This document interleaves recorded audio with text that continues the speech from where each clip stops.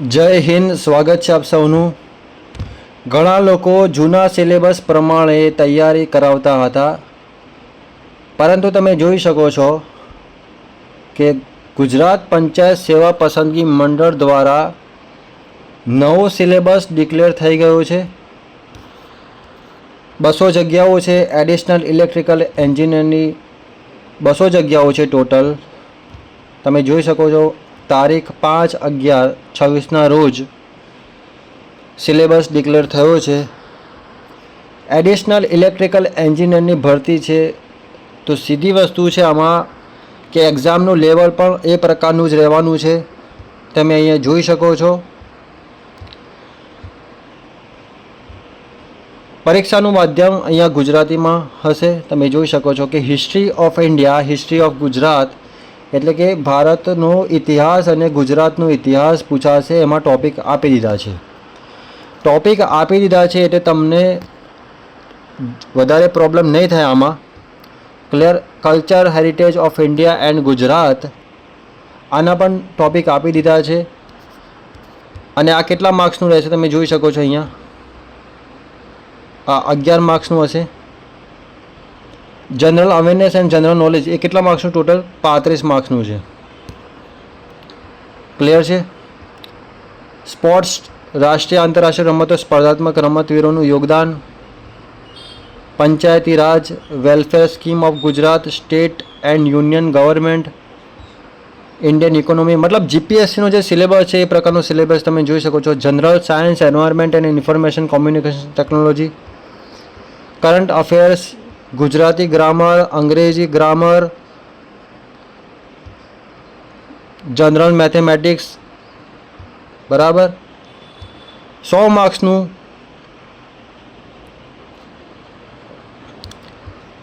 GK, general awareness તમે જોઈ શકો છો અહીંયા. 100 માર્ક્સનું જે છે એ તમારું નોન ટેકનિકલ હશે અને 100 માર્ક્સનું તમારું ટેકનિકલ હશે. 100 માર્ક્સનું તમારું ટેકનિકલ હશે. ક્લિયર થાય છે કે નહીં? એમાં તમે ટૉપિક જોઈ શકો છો.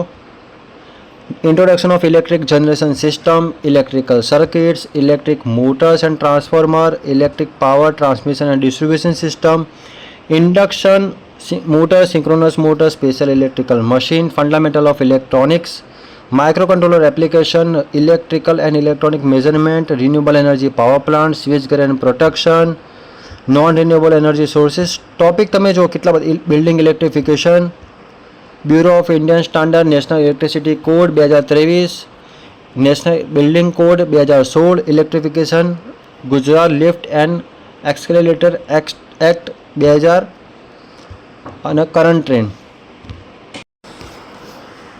તો આટલું જાજો સિલેબસ તમે જોઈ શકો છો. અહીંયા નોંધ પણ આપેલી છે. સંબંધિત મુદ્દા સામે દર્શાવેલ ગુણ સૂચિત ગુણ છે જે ઉમેદવારોની સરળતા તથા જાણકારી માટે છે, જેમાં જરૂર જણાય સામાન્ય ફેરફારને અવકાશ રહેલ છે, જે માટે મંડળ કોઈપણ જાતનું કારણ આપવા બંધાયેલ નથી. તકનીકી વિષયના અભ્યાસક્રમના અર્થઘટન અંગે કોઈ વિસંગતતા ઊભી થાય તો તે સંજોગોમાં અંગ્રેજી ભાષામાં આપવામાં આવેલ અભ્યાસક્રમ અંતિમ અને માન્ય ગણાશે. એટલે ગુજરાતીમાં અમુક શબ્દોમાં તમને ખબર ના પડે તો ઇંગ્લિશમાં તમે જોઈ લેજો. એમાં અહીંયા જે અંતિમ જે ભાષા હશે એ અંગ્રેજી ભાષા હશે, એ પ્રમાણે મંડળ નક્કી કરશે. ક્લિયર થાય છે? ગુજરાતી ભાષાની પણ અંગ્રેજી ભાષામાં જે લખેલું હશે એ જ તમારું રાઈટ ગણાશે. પરીક્ષાના પ્રશ્નો ગુજરાતી અને અંગ્રેજી બંને ભાષામાં હોય ત્યારે એવા પ્રશ્નોમાં જો કોઈ અર્થઘટન અંગેનો પ્રશ્ન ઉપસ્થિત થશે તો સંબંધિત મંડળ દ્વારા સંબંધિત પ્રશ્નને ધ્યાન લઈ મંડળ દ્વારા કરવામાં આવેલ નિર્ણય આખરી રહેશે. તમે જોઈ શકો છો આ સિલેબસ આપેલો છે. ફરીથી એકવાર તમને બતાવી દઉં કે આ સિલેબસમાં કયા કયા ટૉપિક છે, બારીકાઈથી તમને સમજાવી દઉં. તો જુઓ, history of India and history of Gujarat, એટલે ગુજરાતનો અને ભારતનો ઇતિહાસની અંદર માત્ર ને માત્ર તમારે ટૉપિક કરવાના રહેશે 4. એ અહીંયા તમે જુઓ, મતલબ 4 નંબર છે, 1, 2, 3 અને 4. ગુજરાતના રાજવંશો, મૈત્રિક વંશ, સોલંકી વંશ અને વાઘેલા વંશ. 1857 ભારતનો સ્વતંત્રગ્રામ, ઉદ્ભવ, સ્વરૂપ, કારણો, પરિણામો, મહત્ત્વ, ગુજરાતના વિશેષ સંદર્ભમાં. 19મી સદીમાં ભારત અને ગુજરાતમાં ધાર્મિક અને સામાજિક સુધારા આંદોલનો, ભારતની સ્વતંત્રતા માટેની ચળવળ, ભારત અને વિદેશમાં ભારતીય ક્રાંતિકારીઓ. પછી તમે જુઓ કલ્ચરમાં તમે જુઓ અહીંયા ભારત અને ગુજરાતનો સાંસ્કૃતિક વારસો, કળા, સ્વરૂપો, સાહિત્ય, સંગીત, શિલ્પ અને સ્થાપત્ય, ગુજરાતના મેળા, ઉત્સવો, ખાણીપીણી, પોશાક અને પરંપરાઓ, ગુજરાતની લોક નાટ્ય કળા, ગુજરાતની સાહિત્ય અને સાહિત્ય સંસ્થાઓ, ગુજરાતના સંગ્રહ સંસ્થાનો, પુસ્તકાલય, ગુજરાતના તીર્થ સ્થળો અને પર્યટન સ્થળો. Geography of India and geography of Gujarat, તો એમાં ભૌતિક ભૂગોળ હશે. ભારત અને ગુજરાતનું ભૂપૃષ્ઠ, મુખ્ય પ્રાકૃતિક વિભાગો, ભૂકંપ, જ્વાળામુખી અને ભૂસ્ખલન, કુદરતી મોસમી આબોહવાના પ્રદેશો, ચક્રવાત, કુદરતી વનસ્પતિ, રાષ્ટ્રીય ઉદ્યાન અને અભયારણ્ય, જમીનના મુખ્ય પ્રકારો, ખડકો અને ખનિજો. જીપીએસસીનો સિલેબસ આ લોકો ઉઠાવશે ડાયરેક્ટ, જીપીએસસીનો સિલેબસ. ક્લિયર? એટલે એડિશનલ ઇલેક્ટ્રિકલ એન્જિનિયરિંગ ભરતી છે, ડિપ્લોમા માટે છે. તો એમ નહીં સમજવાનું ડિપ્લોમા માટે છે તો ઇઝી હશે, નહીં, ઇઝી નહીં હોય. ક્લિયર છે? સિલેબસ તમે જોઈ શકો છો. સ્પોર્ટ્સ, રાષ્ટ્રીય અને આંતરરાષ્ટ્રીય રમતો, સ્પર્ધાઓ અને રમતવીરોનું યોગદાન. તો આ બધું જે છે એ કરંટ અફેર તમારે ખાલી વાંચવાનું રહેશે. શું વાંચવાનું રહેશે? Current affair. ખાલી કરંટ અફેર વાંચો તમારું ક્લિયર થઈ જશે. ભારતનું બંધારણ, તો ભારતનું બંધારણ તમે જુઓ, જે 210 માર્ક્સનું પેપર હતું એ પ્રમાણે જ અહીંયા લગભગ સિલેબસ છે ભારતનું બંધારણ. પંચાયતી રાજ પણ પૂછાશે, તો આમાં પણ તમારે સિરિયસ થવું પડશે મિત્રો. Welfare scheme of Gujarat state and union government, Gujarat રાજ્ય અને કેન્દ્ર સરકારની કલ્યાણકારી યોજનાઓ, બધી જેટલી બી યોજનાઓ છે તમારે કરવાની રહેશે. Indian economy and planning, economics પણ વાંચવું પડશે મેરિટમાં આવવા માટે. એવું નહીં સમજવાનું નહીં વાંચીશું તો આવી જશું મેરિટમાં, નહીં, બિલકુલ નહીં ચાલે. જનરલ સાયન્સ, તમારે સાયન્સ પણ વાંચવું પડશે. વન્યજીવન સંરક્ષણ એટલે વનરક્ષકની બુક પણ તમારે વાંચવી પડશે. એવું નહીં ચાલે, બધું વાંચવું પડશે. એવું ઇલેક્ટ્રિકલ વાંચવાથી કંઈ તમારું સિલેક્શન નહીં થાય. આપત્તિ વ્યવસ્થાપન, રોજબરોજના જીવનમાં સામાન્ય વિજ્ઞાન, રસાયણ વિજ્ઞાન, જીવ વિજ્ઞાન પણ તમારે વાંચવું પડશે. મહત્વની શોધો, તેના શોધકો, વિજ્ઞાન ક્ષેત્રે સંકળાયેલ મહત્વના એવોર્ડ, વિજ્ઞાન અને ટેકનોલોજી સાથે સંલગ્ન વિવિધ સંસ્થાઓ, પ્રસિદ્ધ ભારતીય વૈજ્ઞાનિક, બધું તમારે વાંચવું પડશે. કરંટ અફેર, ગુજરાતી ગ્રામર તમારે વાંચવું પડશે. રૂઢિપ્રયોગો વાંચવા પડશે. કહેવતનો અર્થ વાંચવો પડશે. સમાસ વિગ્રહ કરીને તેની ઓળખ આપવી પડશે. છંદ, અલંકાર, શબ્દો માટે એક શબ્દ, જોડણી સુધી, લેખન સુધી, ભાષા સુધી, સંધિ, જોડો, તોડો, સમાનાર્થી શબ્દ, વિરોધાર્થી શબ્દ તમારે વાંચવા જ પડશે.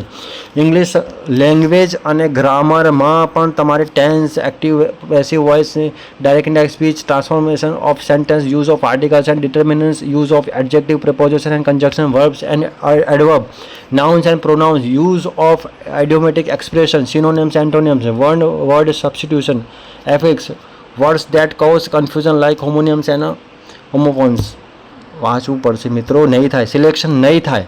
મેથેમેટિક્સમાં પણ તમારે 100 ટોપિક કરવા પડશે. ક્લિયર થાય છે કે નહીં? એમ સિલેક્શન તમારું નહીં થાય. 100 માર્ક્સ આ કવર કરશે, 100 માર્ક્સ બાકીના જે છે તમારું ટેકનિકલ કવર કરશે. ટેકનિકલમાં બી તમે જુઓ ટોપિક જે છે ઇંગ્લિશ અને ગુજરાતી બંનેમાં અવેલેબલ છે. તૈયારી કરશો વ્યવસ્થિત સિલેબસ પ્રમાણે તો તમારું સિલેક્શન થશે. લગભગ હવે તમારી પાસે માત્ર ને માત્ર 3 મહિનાની આસપાસ છે. 3 મહિનામાં એક્ઝામ આવી જશે. તો 3 મહિના તમે વ્યવસ્થિત તૈયારી કરશો ત્યારે તમારું સિલેક્શન થશે. બાકી તમે કોઈ આશા રાખતા નહીં. અને લાસ્ટમાં તમે જુઓ current affair, trends and recent advertisement in the above field will also B included. Clear થાય છે કે નહીં? તો આ બધી વસ્તુ તમારે કરવી પડશે. ક્લિયર? આજે હું વાત કરી રહ્યો છું 200 જગ્યાઓ જે છે ઇલેક્ટ્રિકલની, એડિશનલ ઇલેક્ટ્રિકલ અધિક મદદનીશ એન્જિનિયર માટે ટોટલ 200 જગ્યાઓ છે. કેટલી જગ્યાઓ છે? 200 જગ્યાઓ છે. 200 જગ્યાઓ માટે તમારે તૈયારી કરવી પડશે. ઓકે, કંઈ પણ પ્રકારની ક્વેરી હોય ગમે ત્યારે મેસેજ કરી શકો છો. જય હિન્દ, જય ભારત.